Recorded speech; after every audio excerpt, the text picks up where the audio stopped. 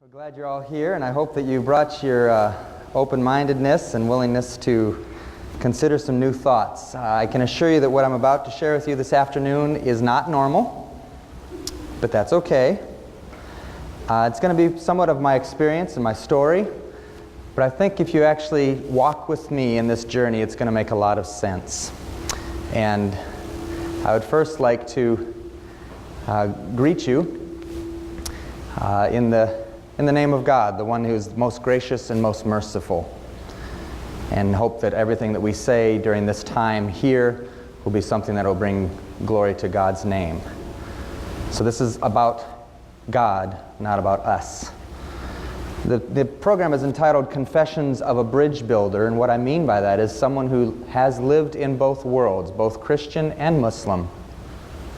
And what are some confessions that I personally am making, having seen both sides? So that's the perspective here, and we're going to take a journey together.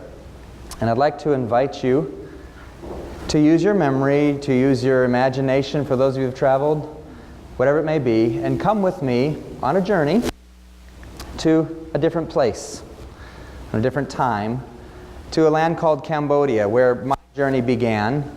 Having grown up in a Adventist Christian background, with that kind of a foundation, I took a job to go be a developmental worker, some would even call that a missionary, in a place called Cambodia.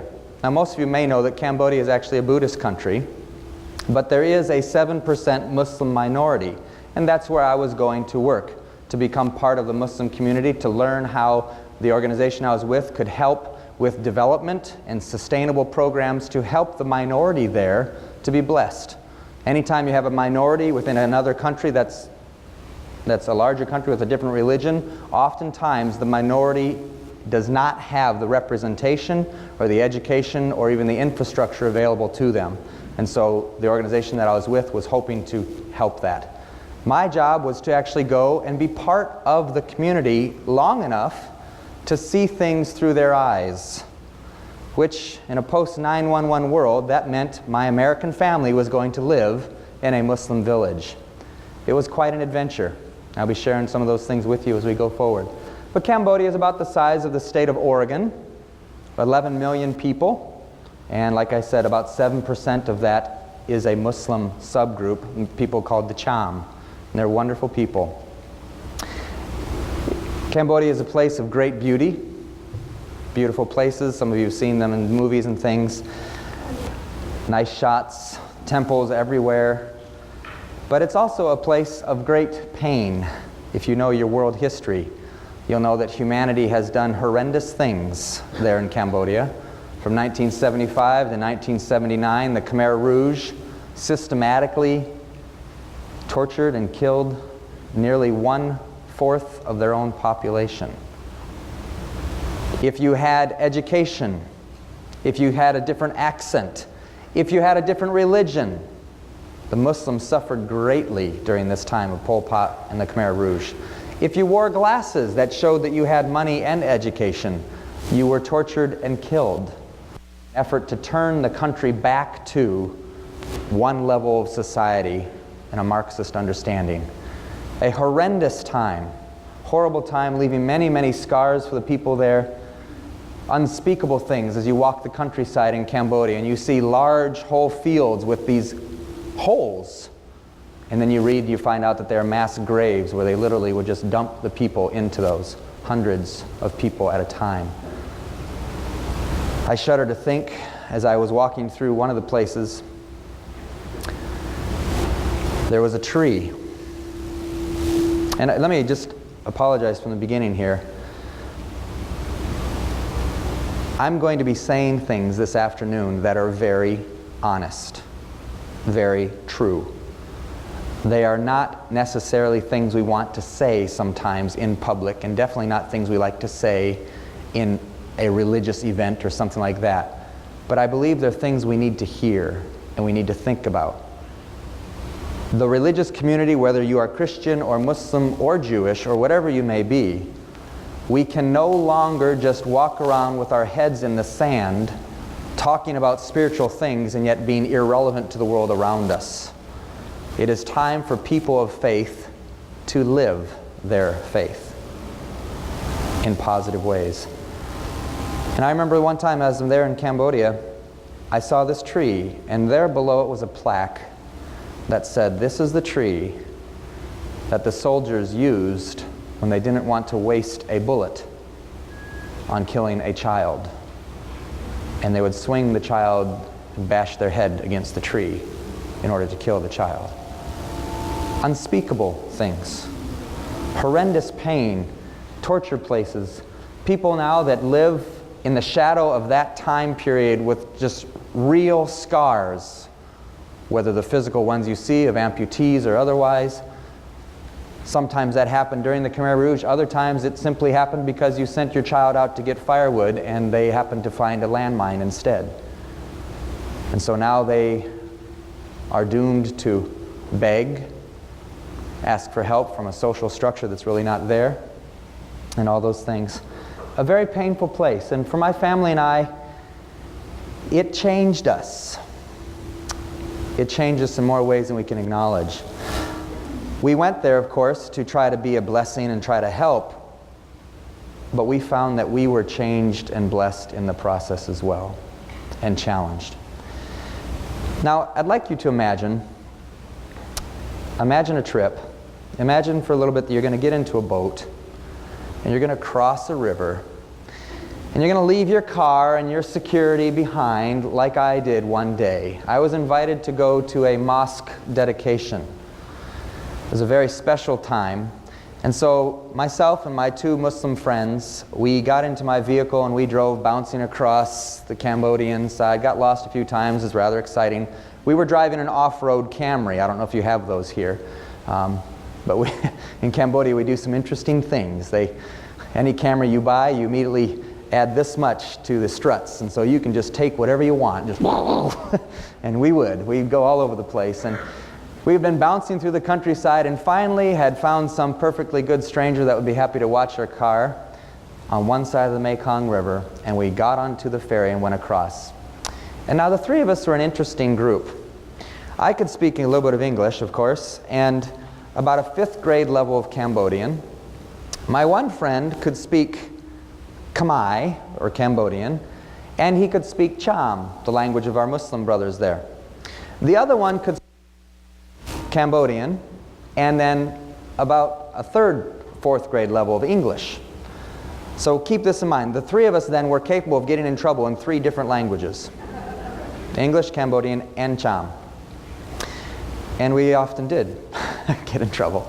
So there we were, getting onto this ferry. My car is behind us, and we're going across the Mekong River, which is brown for various reasons. And as soon as we landed on the island, my friend who spoke English leaned over very gently to me and whispered in my ear in English so that only I would be understanding. He said, "Don't tell anyone that you're an American." Now, I don't expect you to appreciate the full joy of that moment there, but I'm on an island with 4,000 Muslims in festive dress. My car is 1.5 miles across a lot of water, and he tells me now, when I'm on the island and the ferry's gone, that I shouldn't say that I'm an American. Now, I don't know if any of you realize this, but the moment most of you open your mouths, you're already nailed. You're an American. Sometimes we've said Canadian because it does help, but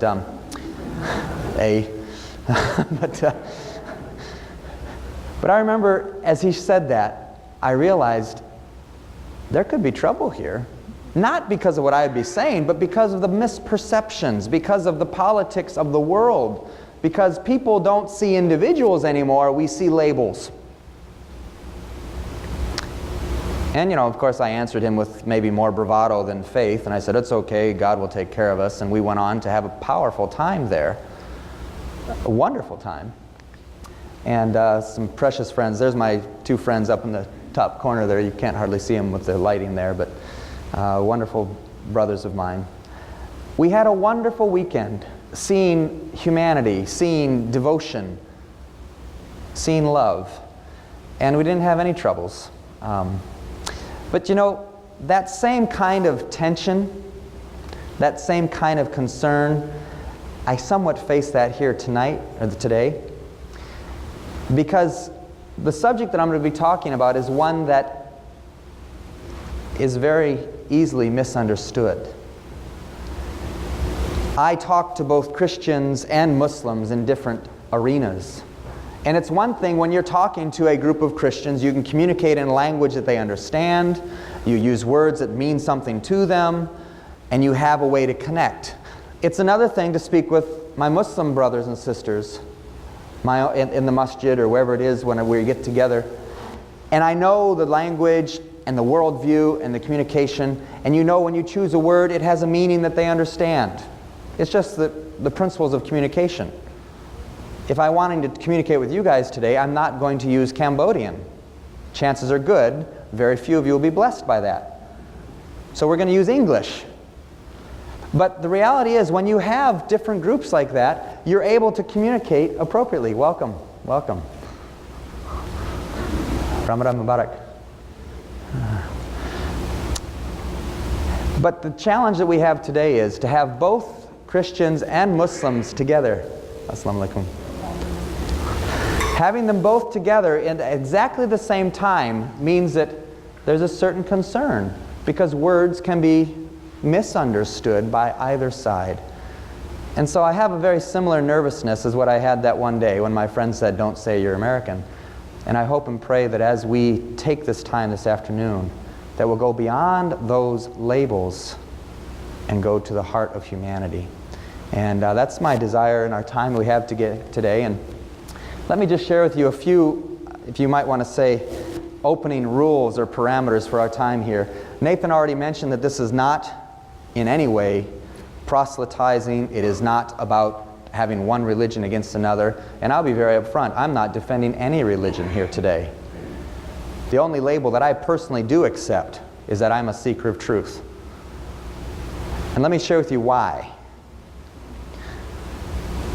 In 1994, my wife and I and our 2 children were in a fatal car accident. I have held my own dead daughter in my own hands. I have walked in a circle before and I've cried out, "God, where are you?" Asking some of the most difficult questions humanity can ask. We have been forced into that experience. And so I'm not here as an academic, whatever that word might be, from an academic expression. I'm not here talking about theory or all those different things, or it's not about a technique to try to connect with different people. For my wife and I, all of the answers, the simplistic answers that many of us are satisfied with, they were challenged to the very core. And so the labels, even the religions, disappeared. But what stood was God. God is faithful. He has held my wife and I through the deepest and darkest pain that I hope none of you ever have to experience. He has been there to hold us and to give us strength and to allow us to get out of bed in the morning and to carry on. And He has proven Himself to us that He is faithful. My children and I were just last week learning one of the names of God, the 99 names of God, Al-Mu'min. He is the faithful one. He has proven that to us. No one can take that from us. And so, in all sincerity, I'm talking to you from the perspective of someone who's been broken. And in a sense, God has gotten out of my conceptual box that I wanted to put Him in. He's a lot bigger than I can contain. And yet He chooses to dwell within each of us, which is beyond my comprehension. And so, from the very beginning, I want to make sure that we realize that we're all on a journey. We're all learning things that we didn't know before. And we need to give each other that chance to learn and to grow. Now, I'm not defending any religion. I am a seeker of God's truth, all of God's truth. Some people might say, well, Brian, why are you a seeker? Have you not found any truth? I have found some truths. But I'm a seeker of truth in the sense that I'm in love with the God of all truth, and I want more of His truth. Because I cannot contain all of Him. I can't conceptually have all the answers. Therefore, I want to learn more of who He is. So that's my perspective here. And I know that I'm going to say things that will not necessarily be what you've been told. They are not going to be necessarily what Christianity says or what Islam says. But I can assure you that whatever I say, I can defend from the books of both religions. So I'm not trying to defend a religion or any thought, but I am going to call people back to the books that we claim to obey. The books that God Himself has given for our direction. And if we choose to ignore those, it is at our own peril. And so please, I know that I'll say some things. I've endeavored to be true to the books, and I long to learn more. If any of you have insights, please share with me. But it also means, if you have any questions, write them down when you hear it. That's why you have cards. If any of you don't have cards, please raise your hands, and some of our friends here will be happy to give you some. But write a question down on the card for two reasons. One is, you capture it when it happens. But the second reason is, afterwards, I'd like you to turn those in, and we will have some time for questions and answers. I cannot claim to be a scholar of anything except one thing. My scholarship is in my failure and God's faithfulness. That's all I can claim to be a scholar of. And so I'll be very honest from the beginning. But we can try to share things that we've learned, some perspective of that, and I'll be happy to go through whatever questions you have. That's why I'm here. I'd be thrilled to stay as long as necessary.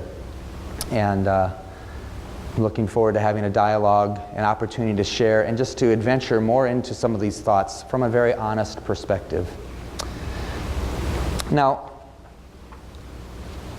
I realize that this whole idea of a Confessions of a Bridge Builder, it's a title that can be easily misunderstood.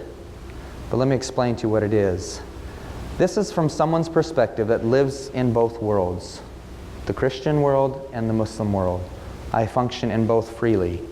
I respect both immensely. These are 5 specific confessions that I'm making from someone who sees from both sides.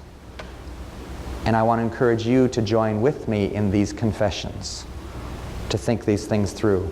So with these opening parameters, let's begin with what these confessions may be. Number 1, you may laugh, but we need to realize it far more than we do. Hatred is not a virtue that you should be desiring in your life. And you may say to me, oh, Brian, no, we don't hate. We don't hate people. Well, let me give you a list to help you start thinking of how prevalent hatred is. See if you can relate to any of them personally. Of course, I come from Georgia. One that is very real down there every day is black and white differences. And dare we say hatred? It's real. Or how about, since 9/11, the war on terrorism, if you take a poll, in fact they've done polls, the American public, each year, the percentage of Americans that are looking at Muslims dangerously or thinking that they are a negative to society or fearful, which of course, if you leave fear and prejudice alone long enough, it turns into hatred. It's real. It's there. And the same thing happens the other direction. Or how about within the Islamic world? You have, of course, the Sunnis and the Shiites.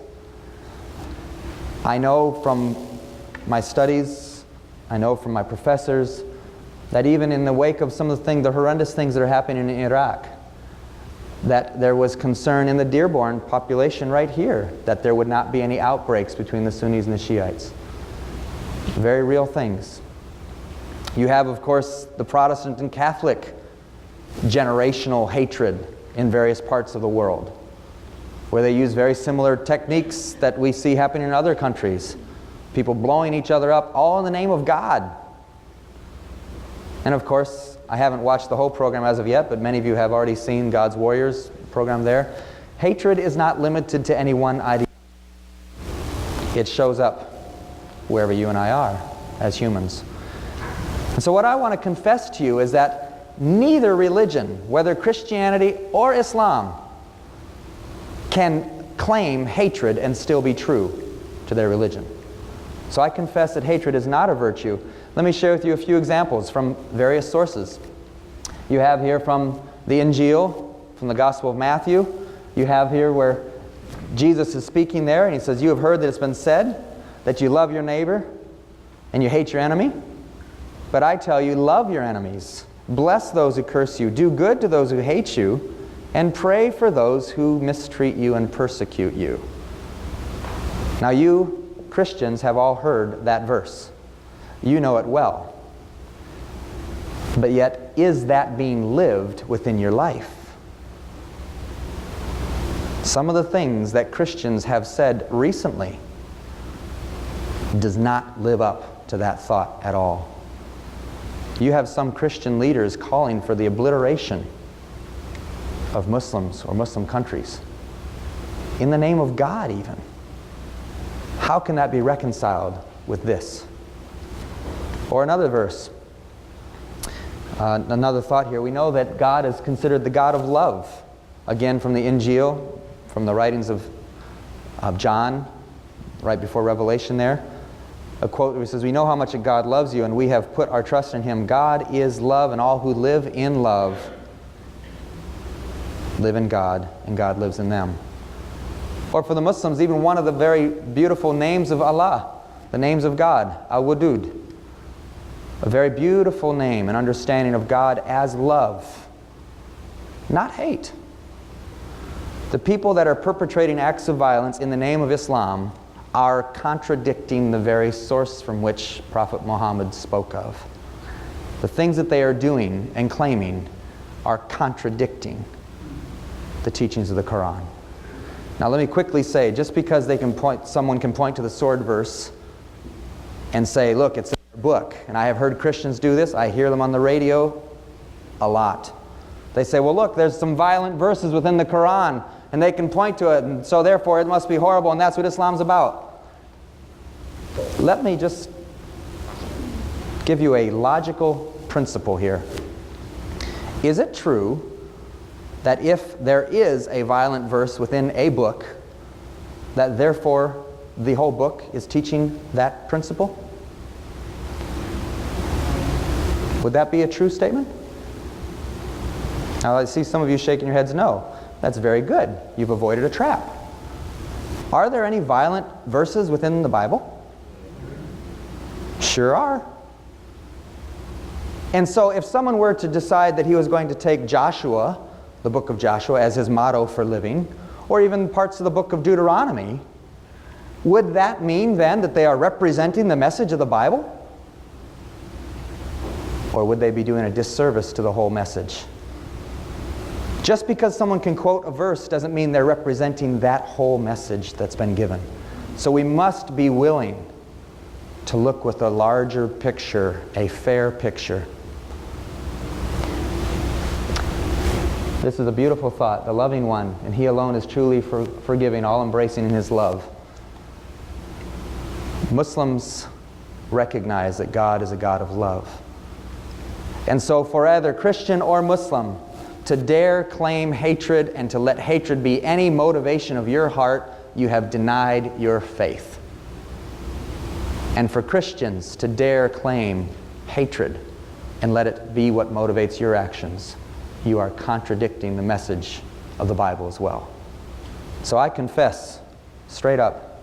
And there's another verse here, again from the Injil, where we actually have to bring our lives into a different perspective, where it says, "See that no one returns evil for evil to anyone." Do you realize that Christians are called to live by a higher standard that says you don't turn it back? You're to turn the other cheek, as you've heard said many times. Just consider these things. We are called to be a people, if you claim to be Christian, you claim to be Muslim, called to be people that pray without ceasing, in everything to give thanks, for this is the will of God. And do not despise prophecy, wherever it may be, but test all things and hold that which is good, and abstain from every form of evil. So I confess, hatred is not a virtue. But learning those things, back in Cambodia, we began to see other aspects. I mean, here we go to a place that's new and foreign to us. The picture up there is an older picture of a Cambodian street. You really wouldn't need to change much in it, except you'd add about 150 motorcycles and more trash. The architecture is about the same in that particular place in Phnom Penh. My family, there we were, immersed in a new place. We couldn't speak the language. I don't know how many of you have had the privilege of being idiots. It's a very exciting thing to go somewhere where you cannot communicate at all. And to know that people are laughing when they see you coming because here's another chance for a 6-foot idiot. What's he going to do today? How's he going to buy his food? And how bad can we cheat him this time? It stripped us of so many things. To have to learn to communicate, have to think differently. But in all of that, we began to see that people are very, very similar, no matter where they are. Sure, there's different languages and there's different cultural expectations and different ways of communicating things, but we began to realize that they have the same heart desires. They long for the same things. They laugh at much the same sort of stuff, even though logic and humor can be a little bit different.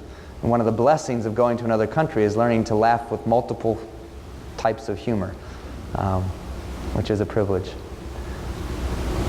But one thing we began to see as we were there meeting new people, did I already go past the other one? I'm sorry. Meeting new people, we began to realize the other confession, and that is labels are too easily hijacked. I don't know if you know what I mean by that. Let me tell you what I don't mean by it, because it almost caused me some serious trouble. The first time I went to do this program at the University of Missouri, I was sitting on the plane, and I had printed out these confessions. I was going to post them as I shared the 5, and so I had them in a folder.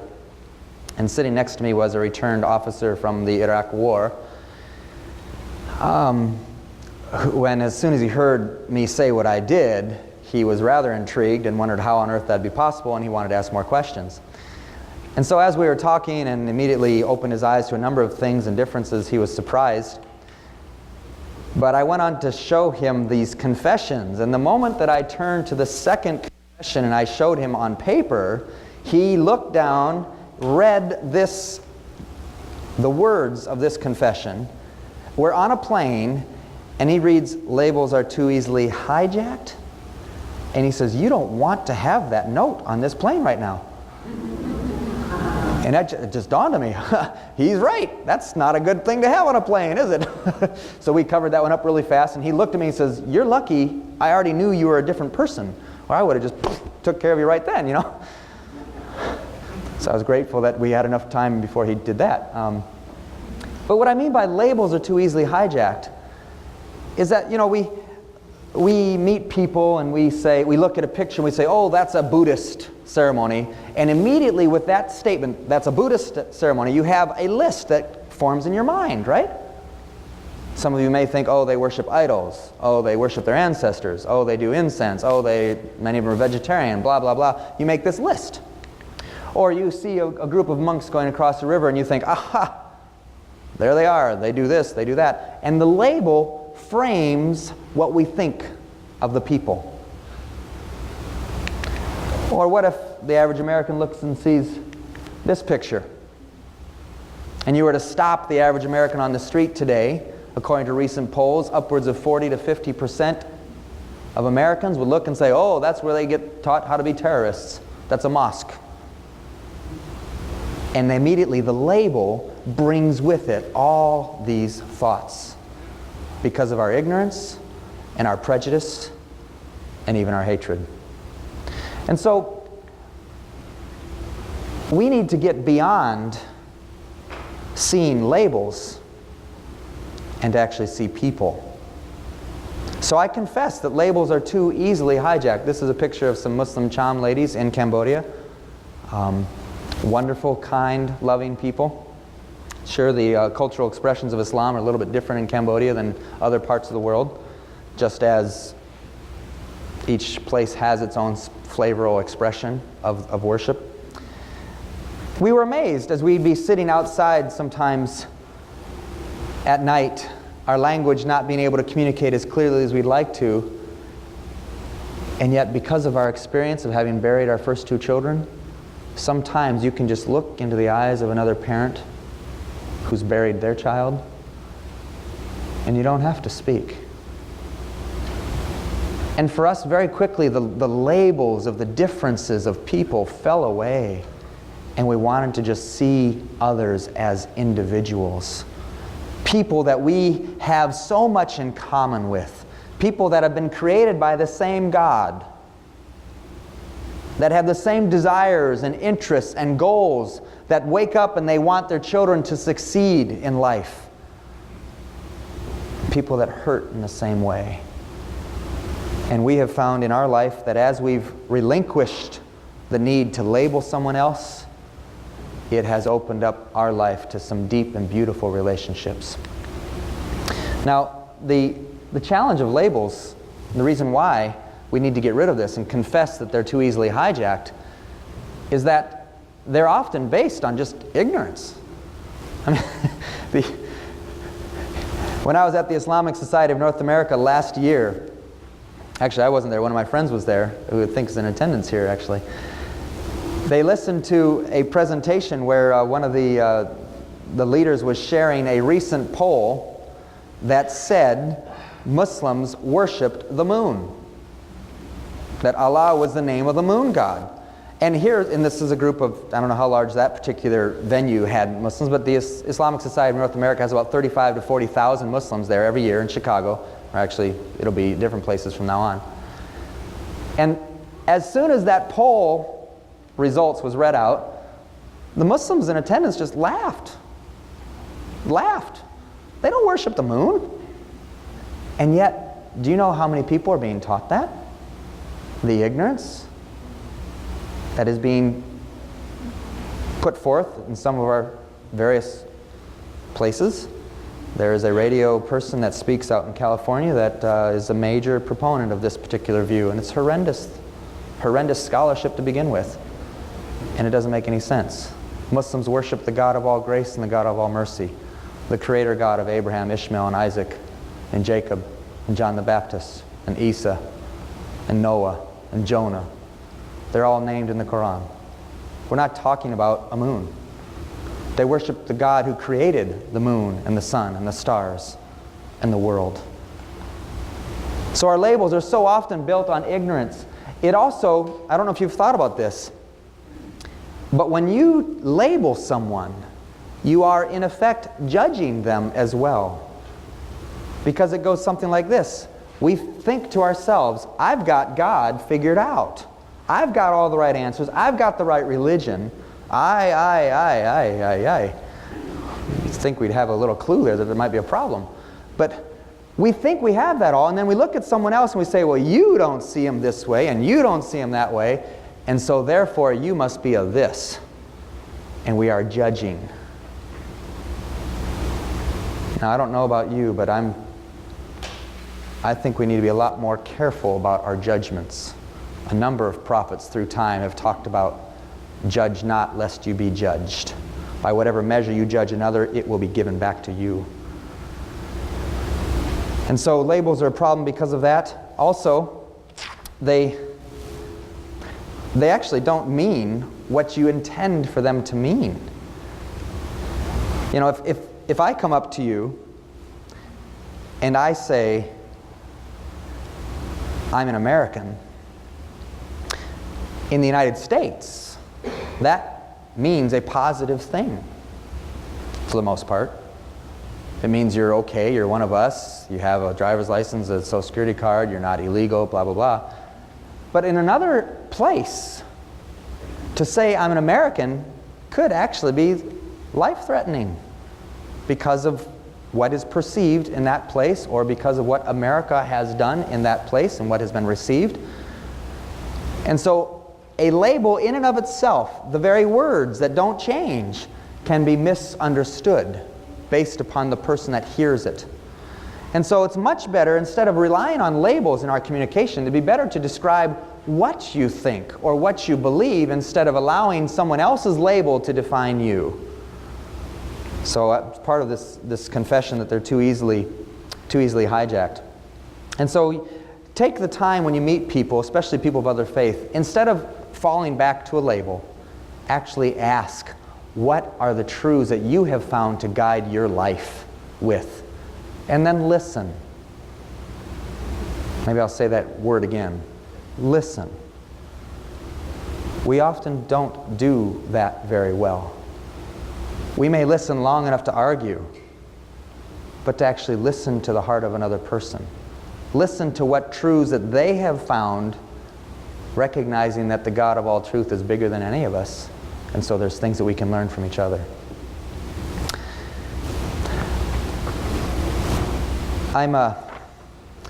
Let me give you some stories as to how this has come to play, and I think you'll find them to be rather humorous. When I was in Cambodia, my Muslim brothers were teaching me how to pray and teaching me some Arabic, which I need to learn a lot more of, inshallah. And it was very interesting. One day, as my friend was teaching me, he sat up really straight, and it was obvious he was about to say something very important. And he looked at me and said, "Okay, now you need to stop eating pork." I said, "Okay." He says, No, you don't understand. You must stop eating pig." Yeah, I said, "Okay, I don't eat pig." And he looked at me. He said, "What do you mean?" "I don't eat pig." He says, "Oh no, you just stopped eating." He said, "No, I've never eaten pig." Well, he said, "Why?" He says, "Because the Torah, the books of Moses, said that from the very beginning."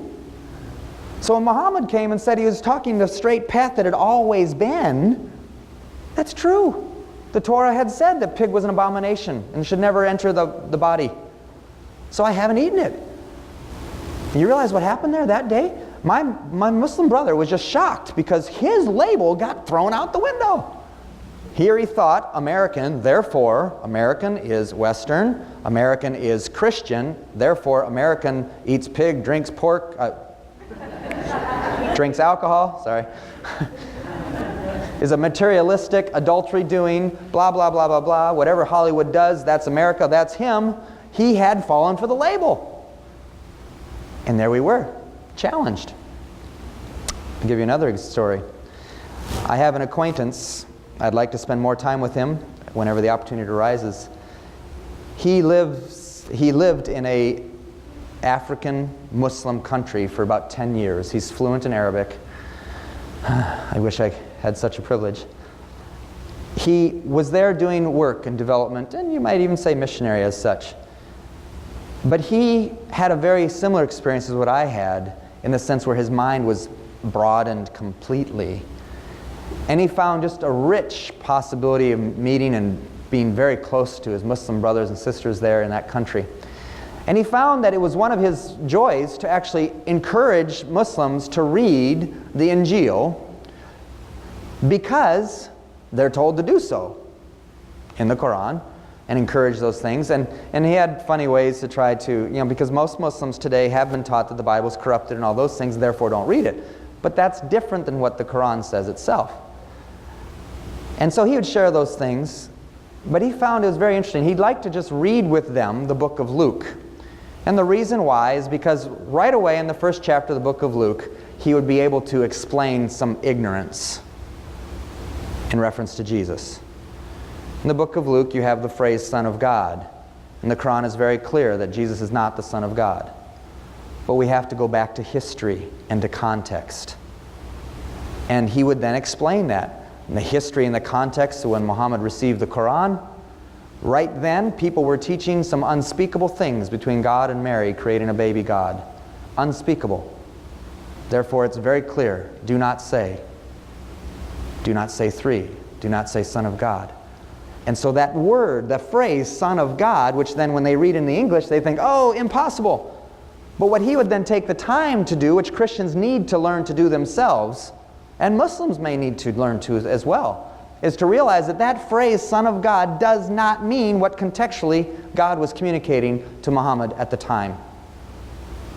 Because the Quran affirms Isa as the Messiah. And when you define Son of God biblically, not with creeds or not with tradition or not with what churches have said through the centuries, when you define it biblically, Son of God is synonymous with Messiah. And so he would explain that. The Muslims would hear that. And he said, whenever you read Son of God, think Messiah, which of course the Quran affirms, and go forward. And they did. And the exciting thing, he had many, many wonderful experiences of Muslims just recognizing a bigger picture of God's plan and message through all time as they came to see what the Quran means by calling Isa the Messiah. Now the interesting thing is, he saw some fascinating changes. He also saw some labels. Let me tell you one of those stories. He had a young man who was coming every single week to hear and to read and to spend time together. And my friend was excited because, oh, this is wonderful. The man's understanding is growing. And one day the young man came and he got right in his face and said, when are we going to find that verse? And he looked at him and said, what verse? Well, he said, no, when are we going to find that verse that says, and he said, what do you mean? What do you mean? He says, well, my father says that I cannot shack up with my girlfriend because it's against God's teachings as a Muslim. So I want to become a Christian so I can. Because his perception of the label was that what Christians do. And unfortunately, the world's perception of the reality of Christianity is that's what they do. Now my friend had the privilege that day to inform him that regardless of what he may see being exhibited by many Christians' lives, the Bible does not teach that that's allowed either, and that it is against the character of God and against God's laws. And that young man then turned on his heels and left immediately, because he was not there with a proper understanding of labels, and he surely was not motivated by the right thing by any means. And so labels for us are very challenging and misunderstood. Two more quick examples. How many of you have a positive picture of the word jihad? Yeah, there are videos rolling, so yeah. I noticed that there's a few of you that raised your hand. I know why you raised your hand. So just allow me to bring the others into the trap. Those of you that did not raise your hand, you thought yourself, no way, jihad is what? Oh, I heard it? Holy war, which is a completely false translation, but okay, good. That's what you think, right? All right, so those of you from the Christian persuasion, let me see if you have any, if you'd like this word instead. How about if you were to sing with me, onward Christian soldiers, jihad, marching as to war, jihad.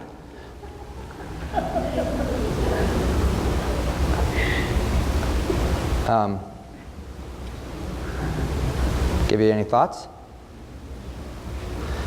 Now, this word jihad, holy war as you may say, which is actually wrong. I forget who, Jamal Badawi, I believe, has actually put out a standing invitation for anyone that can find it so used in the Quran. I think he's offering 25,000 or something, maybe more.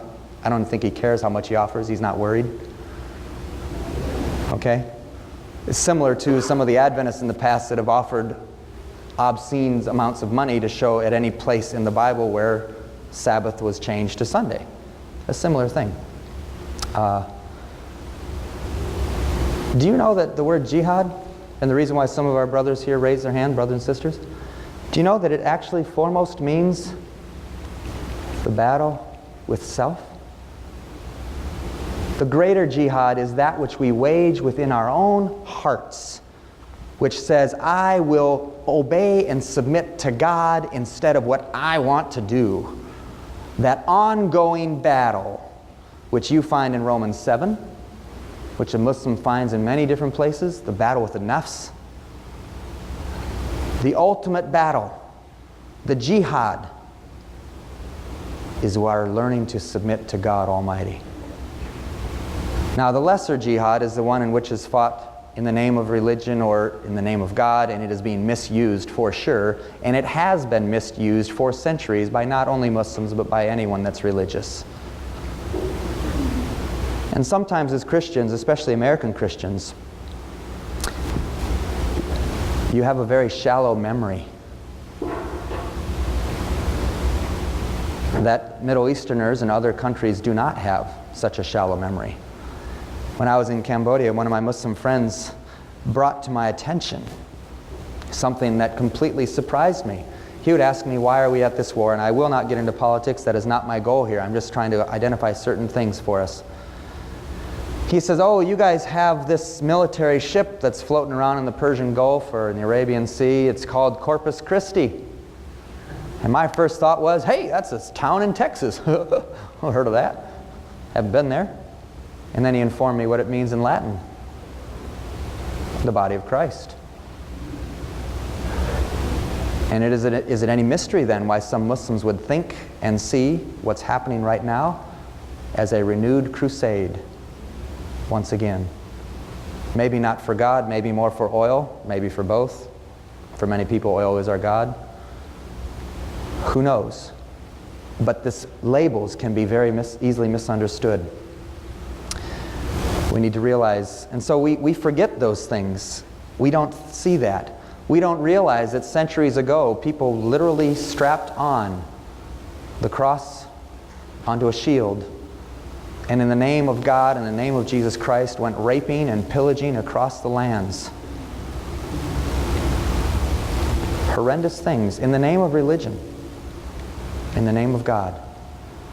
So please, confess with me that labels are too easily hijacked, and we need to go much beyond that.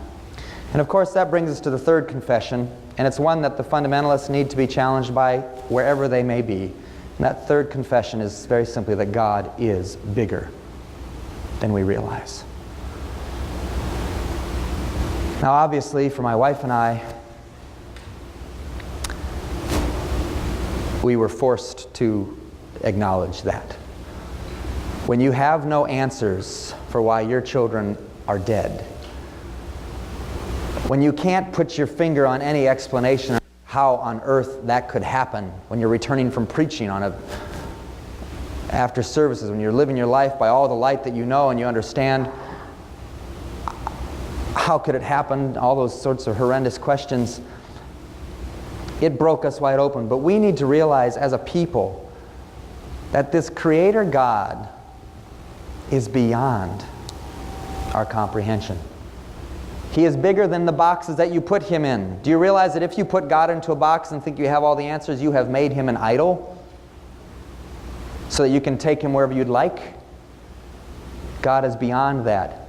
He is bigger than we can realize. Religion tries to make Him small so we can handle Him. We need to focus back on God and who He is. We began to see that in Cambodia. Here we were sent with, didn't have these understandings. We thought to ourselves, we have to go and we have to share and be a positive blessing there. And if we don't go, what will happen? And we began to be surrounded by such amazing people. Godly people that began to challenge and break our views. And we began to realize He's bigger than this. And I remember learning very quickly, one day, I walked into a very challenging situation that opened my eyes considerably. And I think it also opened the eyes of my two friends that were involved as well. I walked into a home to say hello and to visit a very godly man. Here's a man that spoke Arabic, Khmer, English, Vietnamese, and Cham. Probably had most of the Quran memorized. which, just for your reference, those of you that are more familiar with the Bible, the Quran is about the size of the New Testament. And I know that many of you Christians have it memorized in Greek as well, right? Not too much. So here was a Muslim brother, a very godly man.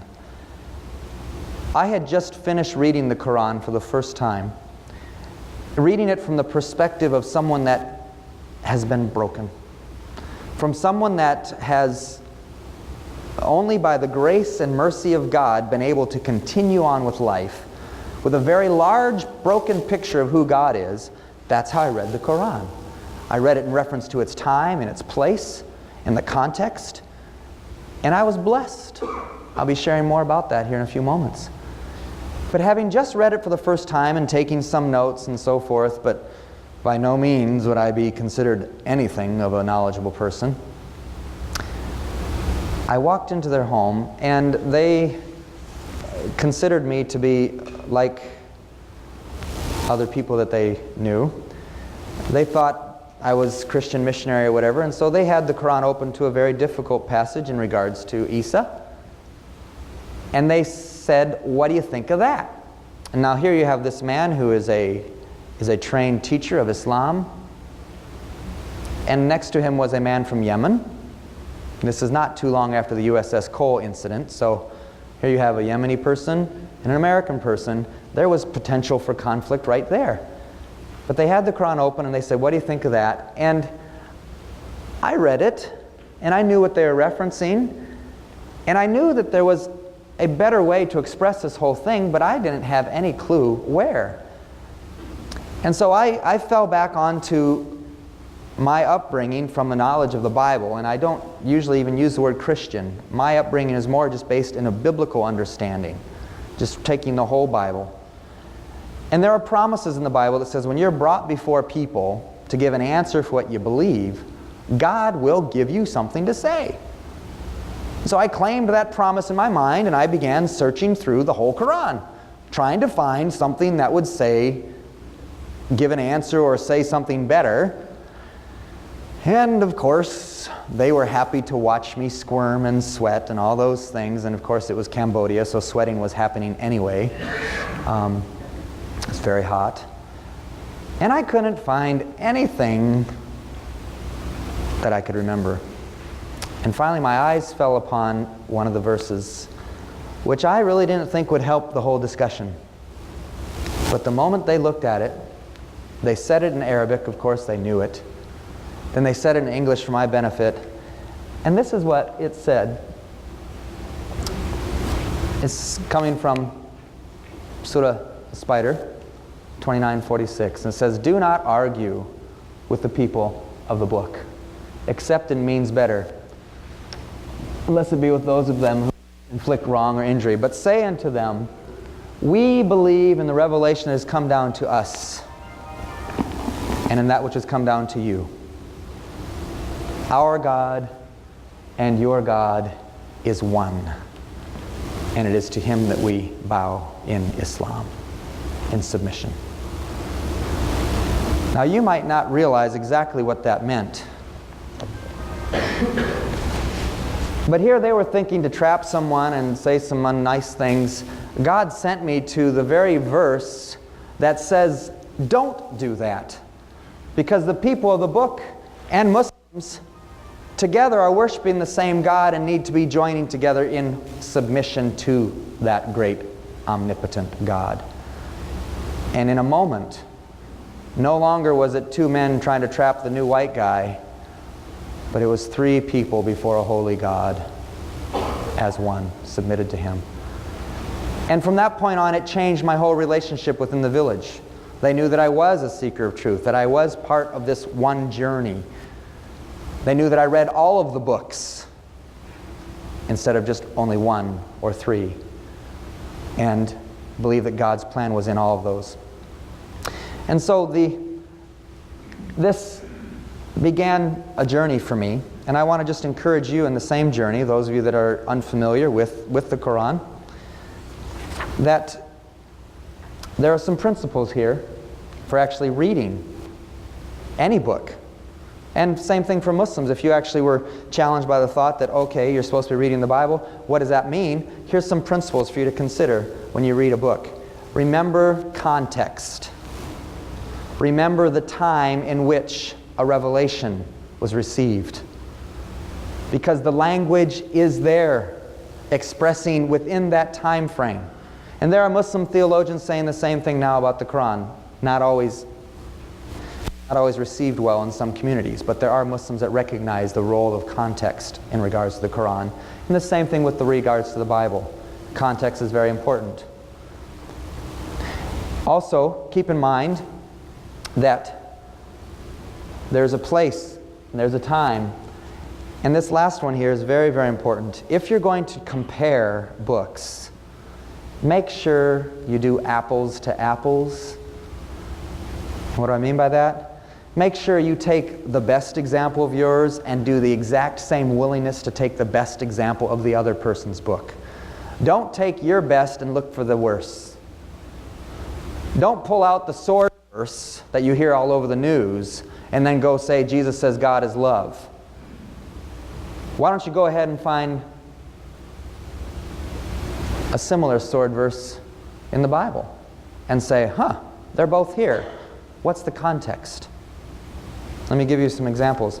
Just to test you guys where you're at, I'm going to shine up for you 4 selections. Tell me which ones you would guess are from the Quran.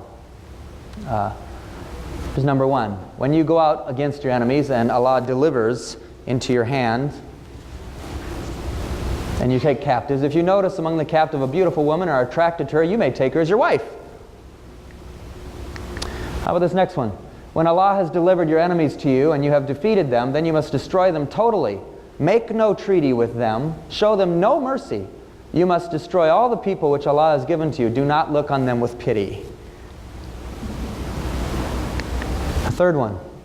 See now that even I am He, and there is no God besides me. I kill and I make alive.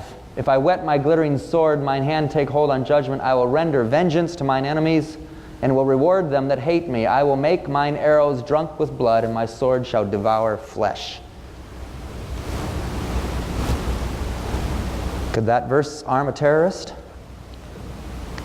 Or how about this one? For it is written that a son of Arabia would awaken a fearsome eagle. The wrath of the eagle will be felt throughout the lands of Allah, and lo, while some of the people trembled in despair, still more rejoiced. For the wrath of the eagle cleansed the lands of Allah, and there was peace. How many of those do you think were from the Quran?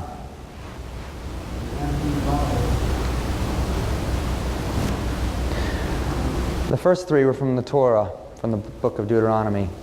The 4th one, the son of Arabia, is a complete fabrication that was sent out by emails. Most of you got it, saying it was from Surah 9:11 of all chapters. Completely made up.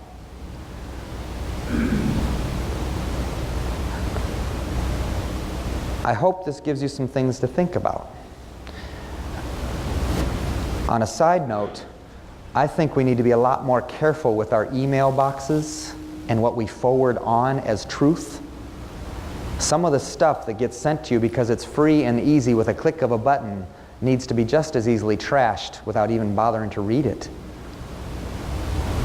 And I'd suggest you may want to check on Snopes and places like that before you ever pass on some of those little tidbits of exciting patriotic news. There are some horrendous things going on in the world, that's for sure. But we need to make sure that we're a people of truth. And so you hear those verses and you say, oh my, what do we do with that? Now sure, I changed the word God in English to the word God in Arabic. Allah is the Arabic word for God. If you have a Arabic Bible, you will see that the word is Allah. You have 20 million Christians in the world that pray to Allah every day. It's not the moon god. Prophet Muhammad was very clear. He was calling people back to the Creator God, the God of Abraham and Ishmael and Isaac, the God of the prophets. 24 biblical prophets are mentioned within the Quran by name. So this whole undercurrent of hatred and ignorance that's being propelled throughout the world to create division is something that people of faith should have nothing to do with. Absolutely nothing to do with. Now, yes, are there different understandings of God? Sure are. Are there different understandings within your own church about God? Absolutely. So does that mean then that you've got the right picture and everyone else is going to hell? I mean, that's kind of what we do, isn't it? We get them all figured out, we get them in a box, and we talk to someone and we listen and we say, uh-oh, you said that wrong. Too bad for you.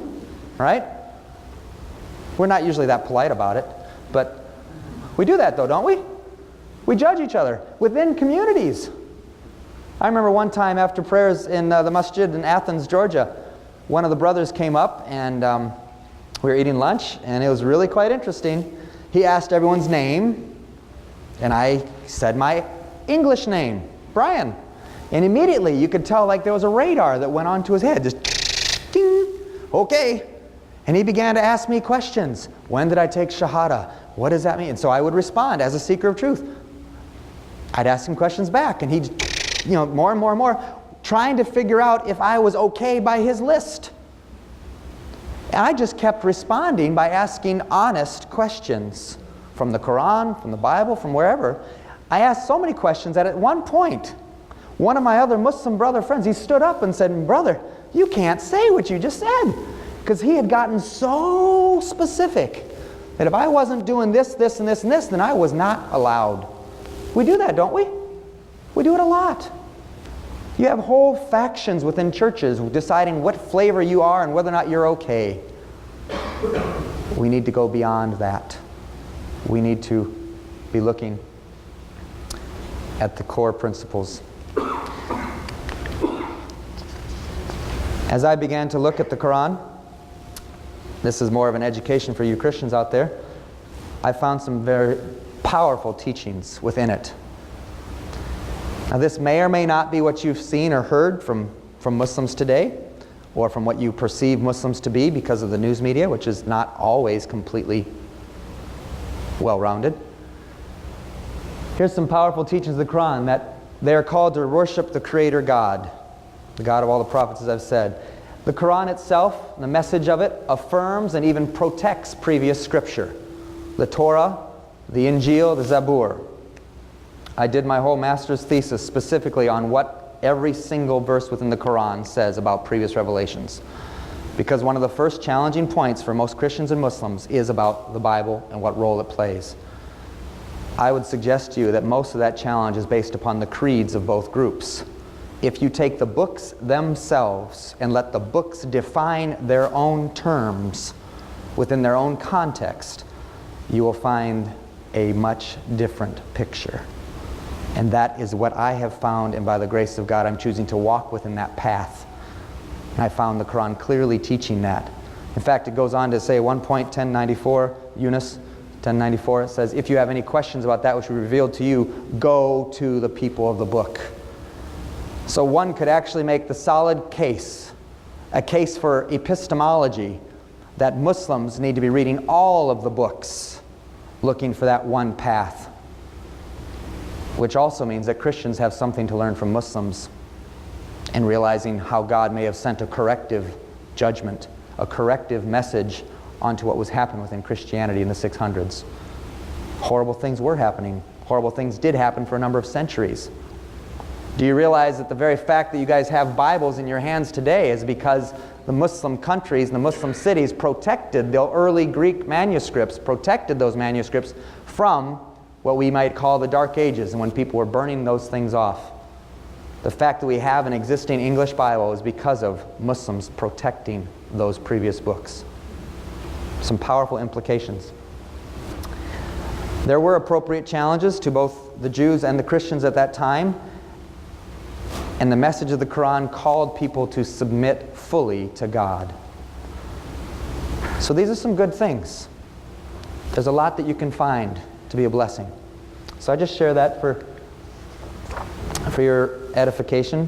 One of my favorites that I have found, I find to be such a beautiful expression of wholehearted submission and worship to God, comes from the Quran, the cattle, 6:162. It says, "Say verily, my Lord has guided me to a way that is straight, a religion of right, the path trod by Abraham, the true in faith. And he certainly joined not gods with God," or Allah. "Say to him, truly, my prayer, my service, and my sacrifice, my life and my death are all for God, the cherisher of the worlds." And for my Muslim brothers and sisters, please forgive me for not saying it in Arabic first. If one of you would like to, that's perfectly fine, but my Arabic would not be appropriate. I'm learning, so forgive me. But since I'm talking to English speakers, these are the words to connect with your heart. Is that a beautiful prayer? That is a beautiful prayer that we need to be praying and being a part of. So finally, number 4, I confess. I confess that we often argue more about our faith than actually live it. Have you found that to be true? You know, we can draw lines, battle lines, and we can argue from one side to another, but are we actually living what we say we live? And now forgive me, I may actually switch from what you might call preaching to meddling here, these next two confessions. This question of arguing about faith instead of living it. I think it's time for community of faith, for people to either, as they might say, put up or shut up. I'm coming from a secular university. What I mean by this is, stop saying you have belief, start showing it in your life. For Christians, you might remember the WWJD little things. Have you seen those? What's it mean? What would Jesus do? Okay, so you've got the little WWJD. So you can go buy your little bracelet, you stick it on your wrist, and you go do whatever you want to do, right? Not what Jesus would do. Do you realize the sort of percentages of activity that is being done by people that claim to be Christian that directly contradicts the teachings of the Bible? Let me give you just a few very short and simple lists. Take, for example, pornography. I think most of us would agree that it's probably not according to the biblical standard. And yet, huge percentages of young people and old people, Christian and Muslim, are struggling seriously with pornography. And in a secular campus like this, although I don't see too many students here, unfortunately, it is a very serious challenge. And yet neither faith can defend such activities. Yet it's happening. It's robbing the very core of the experience of the people. One Christian author has described it this way. He talks about how, on a conservative estimate in the United States, conservative numbers, you would say that 25% of Americans claim to be born-again Christians. Of course, that phrase has been used by various circles in various ways. But just on a conservative number, people that would claim to have a new birth experience, 25%. Then he goes on to make this very powerful statement. He says, "Don't you think a quarter pound of salt would have a greater effect on a pound of meat?" Now, for those of you with a Saturday afternoon kind of lag in your brain, let me explain to you what he's doing there. He's switching the illustrations there. 25% of America claims to be born again. That's 1/4. And then he alludes to what Jesus says in the Sermon on the Mount, that you are called to be the salt of the earth. And so therefore, wouldn't a quarter pound of salt have a greater effect on 1 pound of meat? And of course we know the answer is absolutely yes. But what his point is, if America claims to be 1/4 born-again Christian, shouldn't that be reflected more within our lives, more within our culture? Something for us to think about. Same thing for Muslims though too. So I mean, I would suggest instead of the what would Jesus do, people need to be thinking about maybe the WDJD. What did Jesus do? And live that way. But then, of course, the reality is most of us are wearing, whether in reality or not, a piece of plastic. Most of us are wearing WDYD. What do you do? The goal is to bring our lives into line with God's plan of whatever faith. The same thing can be said for Islam. There's a powerful story, the very beginning of the Islamic community. Those of you that don't know the history, when Muhammad began to receive the Quran, he began to teach this message of the one true God, to live your lives in preparation for the day of judgment, to give of your goods to help the poor, to pray and to fast. That message was not received well by the Quraysh, the people of Mecca. And they began to do horrible things to the early Muslim community. People that didn't have protection, like Muhammad did and others, but a slave or some other people that are disenfranchised, many of them were tortured, even a few killed. And so at one point, Muhammad wisely chose to send off a small group of Muslims that would not have protection otherwise, sent them off to Abyssinia, to a place where there was known to be an honest, good king, a Christian king. And so they sent him there to King Negus. And this group went there, but as soon as they left to go there, the Quraysh tribe began to realize what was happening, so they sent an envoy after them to pull on their political ties and to bring them back in chains to do whatever they want with them. And so here you have Jafar and the other community there in Abyssinia. And they're brought before the king because the Quraysh representatives had come, and he said, these are people, we want to take them back.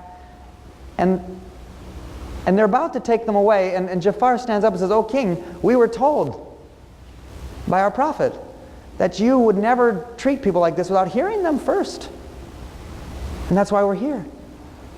And it's interesting, the admission or the description of what Islam was then.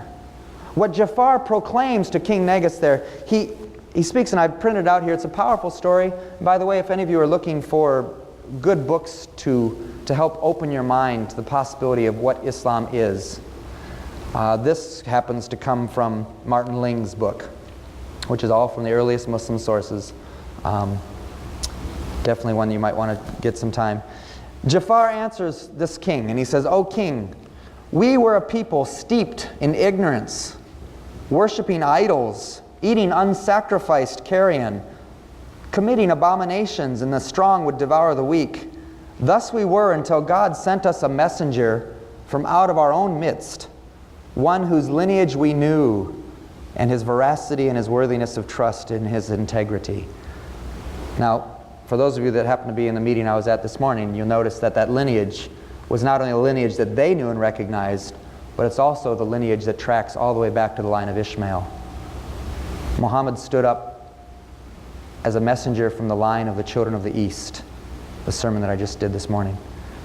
And here's the message. He called us unto God, that we should testify to his oneness and worship him and renounce what we and our fathers had worshipped in the way of stones and idols. And he commanded us to speak truly, to fulfill our promises, to respect the ties of kinship and the rights of our neighbors, and to refrain from crimes and from bloodshed. So we worship God alone, setting naught beside him, counting as forbidden what he has forbidden, and as licit what he has allowed. For these reasons have our people turned against us and have persecuted us, to make us forsake our religion and to revert from the worship of God to the worship of idols. That was the original testimony of what Islam was received to be at that time. Now I want to actually respectfully challenge my Muslim brothers and sisters. We need to go back to that picture. Not necessarily what has become to be known today, and not necessarily what people are arguing and fighting and killing over. And I want to lift up the testimony of Abyssinia in contrast to what happened in regards to those cartoons. That is horrendous. Right, wrong, or otherwise, freedom of speech, that's not the point. The fact is, the true message of Islam that Prophet Muhammad brought to Muslims, if that was being lived out, there would be no actions of riots and killing and all the things over something drawn. There needs to be that deeper forgiveness, that deeper love, this kind of lived out religion again.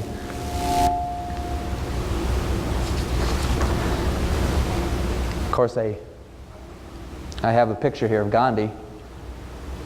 He makes a very interesting statement as he walked the earth. He said, "My life is my message." That really hits a lot of us, because our lives don't necessarily reflect what we say with our mouths. We need to be that kind of a people of integrity once again.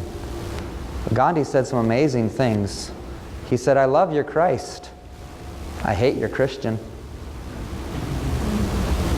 What's that mean? We need to do what we say, not just say what we think needs to be said. It is time for us to stop arguing about our faith and start living it. I was in a class last year with my Muslim professor talking to a number of Christian students as well, and he said, "I would love to see more Christianity in America. I'd love to see that action, that reality." Muslims would love to see people and sharing and loving as we're supposed to. And the same can be said from the other perspective. When I talk and share with Muslims, Christians need to see that side of Islam. The other people are getting all the press. Now granted, news media likes to collect bombs and so forth much more than Muslims doing kind and friendly things. But I would suggest that the Muslim organizations need to be far more proactive in communicating the message of submission and peace and Islam, far more than they have been. Be very proactive. Both groups, whether Christian or Muslim, have some serious challenges put forth to them by the secular press and by the secular people around them. And that is, look, if you're not able to live what you claim to believe, then quit talking. You realize we live in a time right now where everybody and their brother has an opinion, but lives are fragmented and broken. Divorces are decimating families in all religions. People's lives are broken from whatever faith they claim. Secularism is pulling away at our very soul. We need to become a people of faith again. We need to stand for what we say we stand for. This is a verse from the Injil.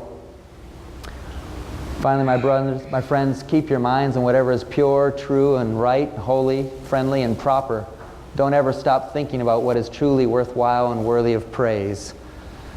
If that was what motivated everything that went into our minds and out of our mouths, it'd be a different experience altogether.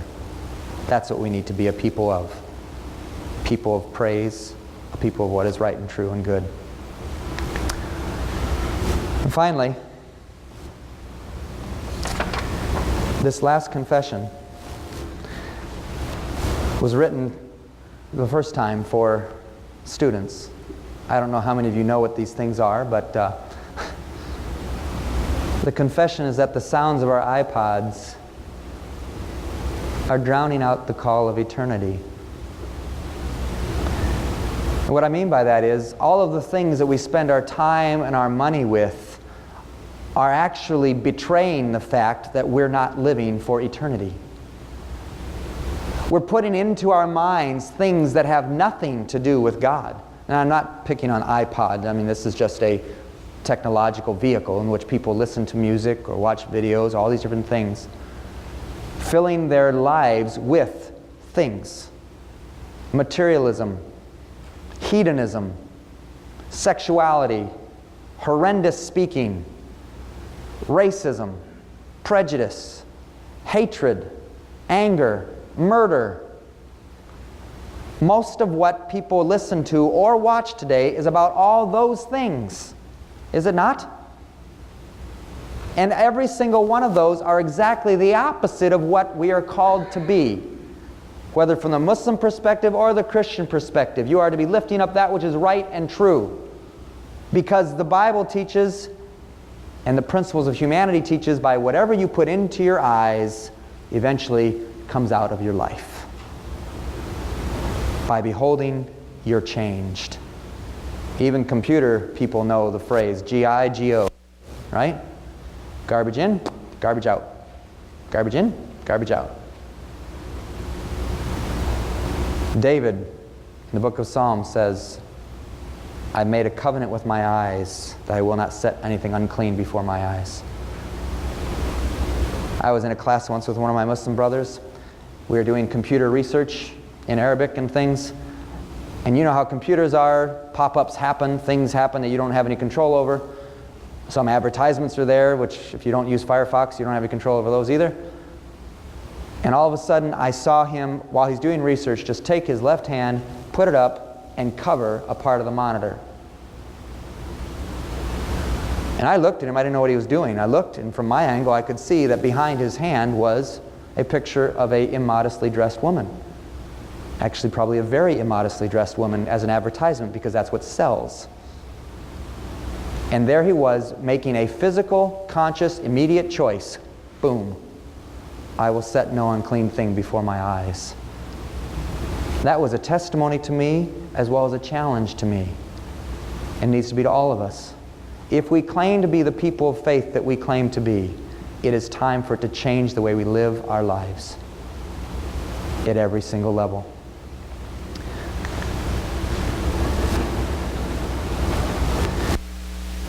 If we claim to be a people of faith, living for eternity, it also needs to change the way we view the world.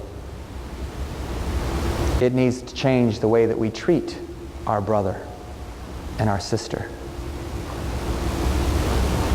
These are horrendous pictures. One is a Pulitzer Prize picture because of what it meant. The man that shot the picture later committed suicide for all that he saw that particular trip. But there you have a buzzard and a child. The child's about a mile away from a food drop. He's trying to get there. And the buzzard is waiting to see if he makes it.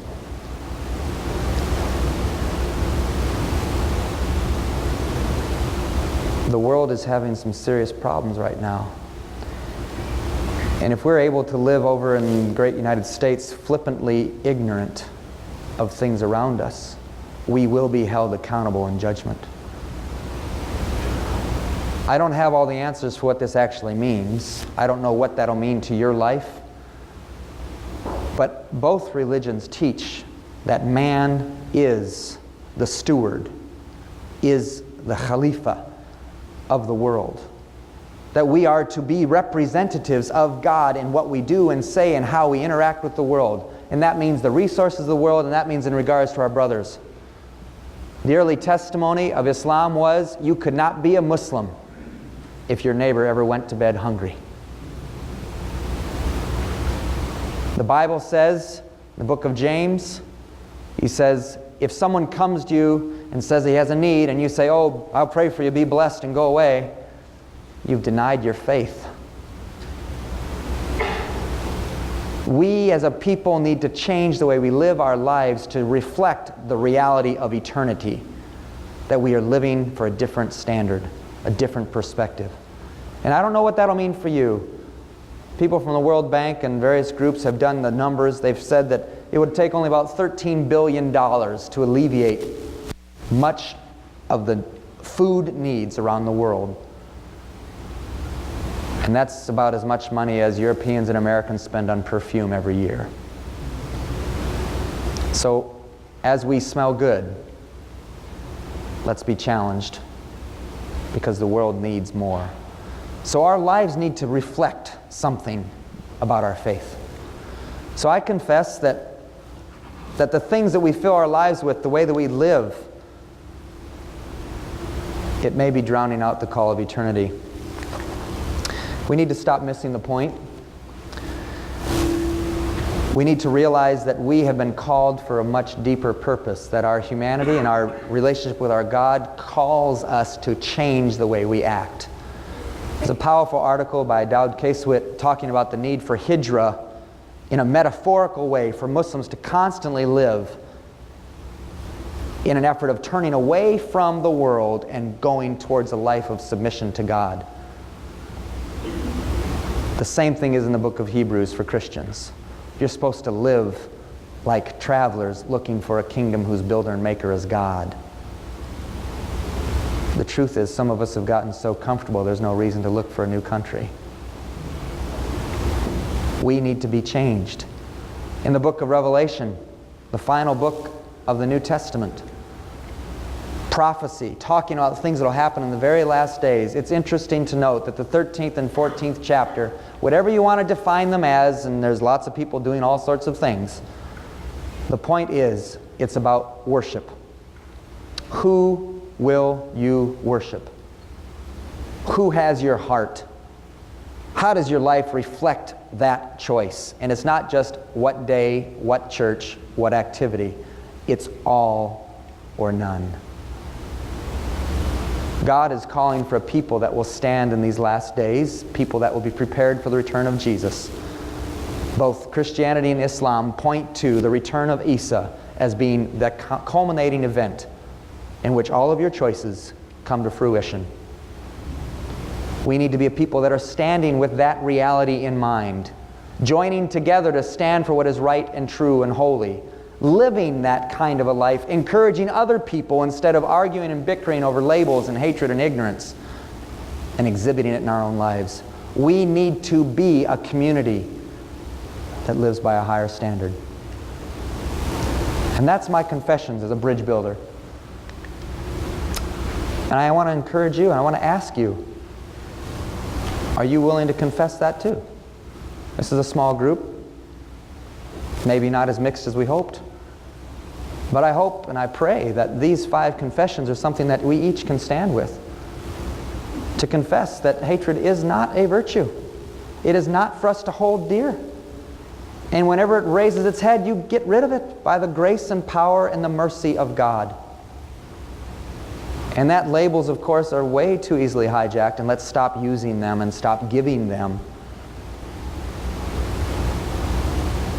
And of course, to realize that God is a lot bigger than we think.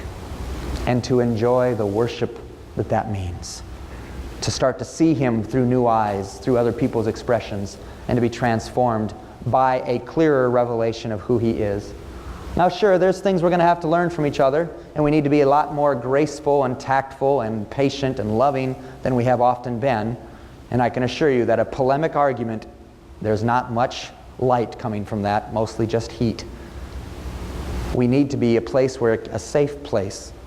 And the hope of this program is to create a safe place with these confessions to let people actually encourage each other deeper in their walk of faith.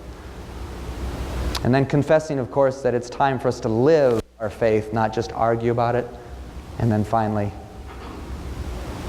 to let it make a change in how we live. By our choices, by our finances, by our materialistic use, all of those things, that we may be the stewards that we're called to be in preparation for the return of Jesus. So I hope that this afternoon will be a beginning of something that we can only barely understand. But let's walk together. How many of you would be willing to confess those 5 things with me? I'm excited. This is where things begin. Thanks for coming out.